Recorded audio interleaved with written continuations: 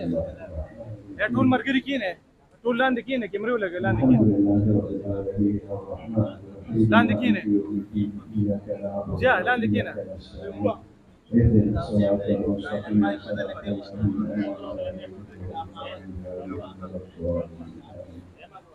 بسم الله الرحمن الرحيم قل هو الله احد الله الصمد لم يلد ولم يولد ولم يكن له كفوا احد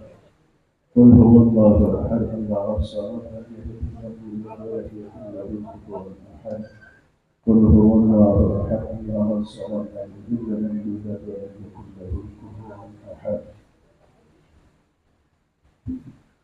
دا الله پنځ باندې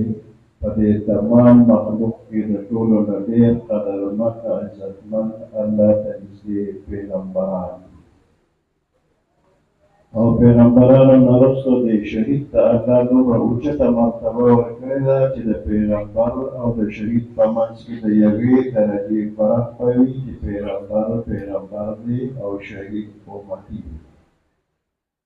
او په قبر کې تر قیامته چې څومره زندګي ده نو د شهید دا زندگی د قبر دا به د خوشحالۍ او د آرام او د سهولت وي تر قیامته هېڅ قسمه تکلیف ورته نه وي